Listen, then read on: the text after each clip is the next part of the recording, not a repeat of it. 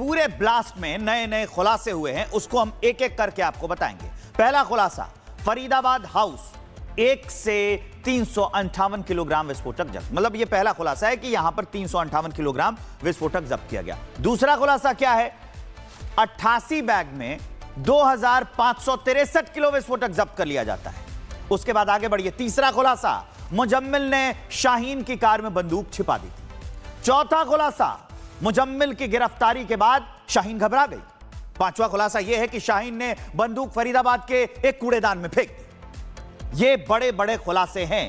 इस बीच एक और बड़ी अपडेट आ रही है मेरे पास, वो आपको बताते हैं। ब्लास्ट वाली खबर पर यह बड़ी अपडेट है। खुलासा यह हुआ है कि वहां पर OLX के जरिए ये कार बेची गई थी। ब्लास्ट वाली खबर पर सबसे बड़ा खुलासा है ये कि OLX के जरिए ये कार बेची गई थी। उसका नाम भी सामने आ गया है। जो कार बेची गई थी उसका नाम हम आपको बता रहे हैं, राशिद नाम का ये शख्स है, आमिर राशिद। OLX से इसने कार खरीदी थी। OLX से रॉयल कार जोन से जुड़ा था आमिर। कार में आमिर राशिद के ही डॉक्यूमेंट्स लगे हुए थे।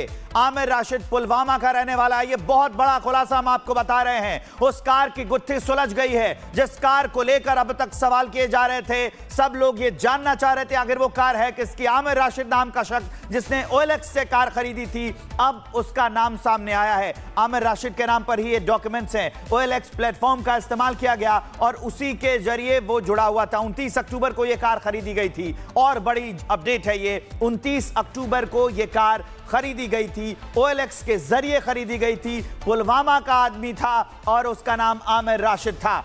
जतिन के पास ले चलते हैं हम आपको, और क्या जानकारी है इसके बारे में, जतिन। बिल्कुल, देखिए अब कड़ियां धीरे धीरे कर जुड़नी शुरू हो गई है। पहले इस जो 20 कार है उसकी सेल डीड जो इस वक्त हमारे पास मौजूद है उसके बारे में बताएं तो ये फरीदाबाद की रॉयल कार जोन है। उस रॉयल कार जोन से ये गाड़ी जो है वो खरीदी थी और गाड़ी में जिसके पेपर लगाए गए वो दरअसल आमिर नाम का जो शख्स है। लेकिन डिलीवरी किसने ली? डिलीवरी तारिक ने ली। तारिक और आमिर दोनों भाई हैं और 29 तारीख को ये डिलीवरी जो है वो दी गई, यानी कि 29 अक्टूबर को, और हमला होता है 10 तारीख को। लेकिन जो सीसीटीवी फुटेज लगातार हम अपने दर्शकों को दिखा रहे हैं, एक पेट्रोल पंप के बाहर पोल्यूशन की जांच कराती हुई वो I-20 कार, उसमें उमर नजर आ रहा है, उसमें तारिक नजर आ रहा है। लेकिन गाड़ी किसके नाम पर ली गई? गाड़ी आमिर के नाम पर ली गई, जो कि एक तीसरा पर्सन है। तो कॉन्स्पिरेसी क्यों ना हो, ऐसा क्यों कॉन्स्पिरेसी है, इसके सबूत अब धीरे धीरे कर मिलते हुए नजर आ रहे हैं कि एक गाड़ी को खरीदा जाता है एक तीसरे शख्स के नाम पर, जो कि आमिर है, उसके नाम पर गाड़ी खरीदी जाती है। लेकिन डिलीवरी लेने तारिक जाता है, जिसकी फोटो हम अपने दर्शकों को लगातार दिखा रहे हैं। 29 तारीख को गाड़ी की बने रहिए। एक बड़ी अपडेट आ रही है, आतंकी शाहीन की पुरानी तस्वीर सामने आ गई है, वो हम दर्शकों को दिखाने जा रहे हैं एक्सक्लूसिव। ये तस्वीर उस वक्त की है जब शाहीन कानपुर GSV में काम कर रही थी। GSVM में जब काम कर रही थी उस वक्त की तस्वीर हम आपको दिखा रहे हैं। ये वही तस्वीर है, गौर से देखिए इसे, पहचानिए इसे। ये वही शाहीन है जिसका नाम इस पूरे मॉड्यूल से जुड़ा है, जिसने आतंकी संगठन से जुड़े सारे उन नापाक हरकतों को किया है। वो उसकी तस्वीर अब सामने आ गई है। कानपुर में जब GSVM में वो पढ़ाया करती थी, जब वो फरीदाबाद में से पहले ये यहीं पर पढ़ाया करती थी, उस वक्त की तस्वीर सामने आई है। ये ग्रुप फोटो में सबसे आगे चश्मे में दिख रही ये ही शाहीन है, आतंकी शाहीन। उसकी एक पुरानी तस्वीर सामने आई है। तो ये शाहीन की पुरानी तस्वीर, जिसने हैंडलर से मुलाकात की, उससे जुड़ी, और उसके बाद ये जो व्हाइट कॉलर टेररिज्म, उसमें एक पूरा का पूरा इसने मॉड्यूल तैयार किया और तब अपने नापाक मंसूबों को अंजाम देने के लिए ये आगे बढ़ रही थी। इसी शाहीन की एक पुरानी तस्वीर सामने आई है जब वो कानपुर में पढ़ाया करती थी, GSVM में पढ़ाया करती थी। उस वक्त की तस्वीर अब सामने आ गई है। अब हम आपको ग्राउंड जीरो लिए चलते हैं हमारे सहयोगी विवेक के पास।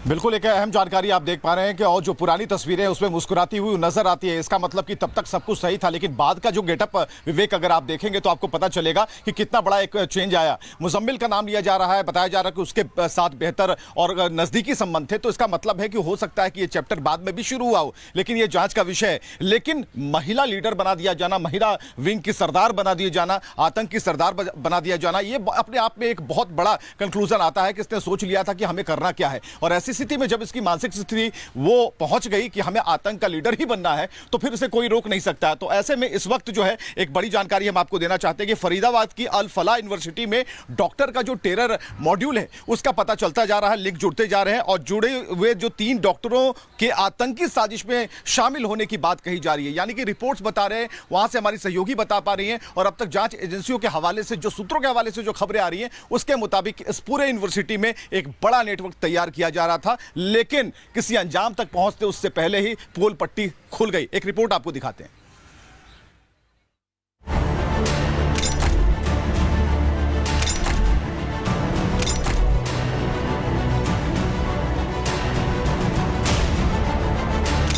एनसीआर में आतंकी डॉक्टरों का ठिकाना। अल फलाह यूनिवर्सिटी में पुलिस की जांच, छात्रों से हुई पूछताछ, स्टाफ से भी हुए सवाल जवाब। दिल्ली से सटे चल रहे डॉक्टरों के आतंकी मॉड्यूल के भांडाफोड़ के बाद जिस एक संस्थान की सबसे ज्यादा चर्चा हो रही है वो है फरीदाबाद की अल फलाह यूनिवर्सिटी। फरीदाबाद के इस निजी विश्वविद्यालय में आतंकी डॉक्टरों ने ठिकाना जमाया था। इसी कैंपस में बैठकर वो भारत के खिलाफ साजिश रच रहे हैं। इस कैंपस के आसपास के गांवों में आतंकियों ने हजारों किलो विस्फोटक और घातक असले छिपाए थे। अब जांच एजेंसियों के रडार पर यूनिवर्सिटी से जुड़े संदिग्ध लोग आ गए हैं। आतंकी साजिश की कड़ियों को जोड़ने के लिए लगातार जांच अधिकारी यूनिवर्सिटी कैंपस पहुंच रहे हैं। करीब 8 गाड़ियों में अलग अलग एजेंसियों के अफसर अल फलाह यूनिवर्सिटी पहुंचे। Haryana STF, Delhi special cell की टीम के सदस्यों ने भी कैंपस में जाकर जांच की। यूनिवर्सिटी के अंदर सबूतों की तलाश और स्टाफ और छात्रों से पूछताछ की गई। यूनिवर्सिटी से जुड़े 7 लोगों को पूछताछ के लिए ले जाने की खबर है। सोमवार से यूनिवर्सिटी कैंपस में सुरक्षा एजेंसियों का आना जाना लगा हुआ है।